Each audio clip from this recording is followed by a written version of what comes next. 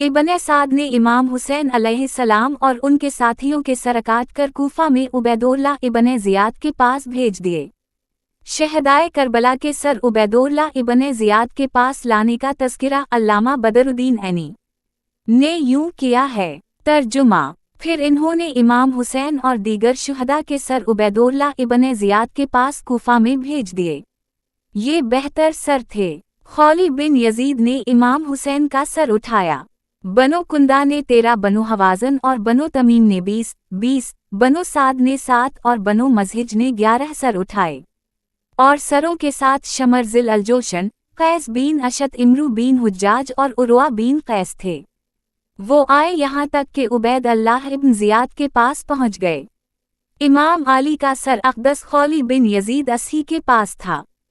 खौली sir अक़दस लेकर क़सर इमारत पहुँचा तो क़सर इमारत का दरवाज़ा बंद हो चुका था, इसलिए वो अपने घर आ गया। इसने सर मुबारक पानी के टब के नीचे रखा, फिर अंदर जाकर अपने बिस्तर की तरफ बढ़ा और अपनी बीवी नवार बिन्त मालिक से कहा, मैं तेरे लिए दुनिया भर की दौलत लाया हूँ, हुसैन बिन अली का सर अब तेरे घर में है। इसने ये गुस्ताखी इसलिए की थी कि इब्न ज़ियाद उसे मालो दौलत से माला माल कर देगा। उसकी बीवी नवार कहने लगी, तेरा बुरा हो, लोग सोना चांदी लाए थे और तो रसूल अल्लाह के नवासे हुसैन अलैहिस्सलाम का सर लाया है। खुदा की कसम अब हम इकट्ठे नहीं रह सकते। नवार कहती हैं, मैं बिस्तर से उठकर सहन में आ गई तो खौली ने अपनी दूसरी बीवी असदी को अपने पास बल्ला लिया। वो इसके पास आई और मैं बैठी सर मुबारक को देख रही थी। कसम बखदा, जब तक मैं देखती रही मुझे एक नूर नजर आता रहा जो आसमान से इस टब तक सुतून की तरह फैला हुआ था, और मैंने एक सफ़ेद परिंदा देखा जो सर मुबारक के इर्द गिर्द उड़ रहा था। सुबह के वक्त खौली सिरे अक़दस को इब्न ज़ियाद के पास ले गया। अगले दिन इब्न ज़ियाद का दरबार लगा। वो अपने दरबार में बैठा। लोगों को महल में आने का अज़न आम था। इमाम हुसैन अलैहिस्सलाम का सर अक़दस एक तशत में रखकर इब्न ज़ियाद के सामने पेश किया।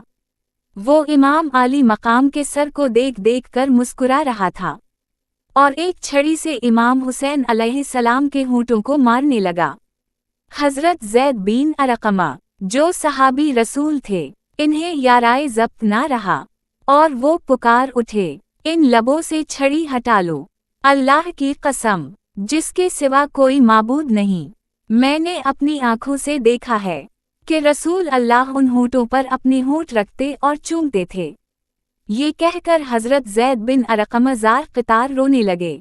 इब्न ज़ियाद कहने लगा, खुदा तुझे रुलाए, कसम बखदा, अगर तो बूढ़ा ना होता और तेरी अक्ल ना मारी गई होती तो मैं तुझे कत्ल करवा देता। इसके बाद हज़रत ज़ैद बिन अरक़मा वहाँ से तशरीफ़ ले गए। जब वो चले गए तो लोग कहने लगे, खुदा की कसम, जो कुछ ज़ैद बिन अरक़मा ने जाते हुए कहा है, अगर आपने ज़ियाद उसे सुन लेता तो ज़रूर इन्हें कत्ल करवा देता। हमीद बिन मुस्लिम कहता है, मैंने पूछा कि इन्होंने क्या कहा था। लोगों ने बताया, वो हमारे पास से गुजरते हुए कह रहे थे, एक गुलाम गुलामों का मालिक बन बैठा है, इसने हुकूमत को अपनी जागीर बना लिया है। ए अहले अरब, आज के बाद तुम गुलाम हो कि तुमने इब्न फातिमा को शहीद कर दिया और इब्न मरजाना को अपना हाकिम बना लिया। वो तुम्हारे बेहतरीन लोगों को कत्ल करेगा और तुम्हारे बिरों को अपना गुलाम बना लेगा। बस कितना महरूम क़स्मत है वो आदमी जो इस ज़िल्लत पे राज़ी हो गया।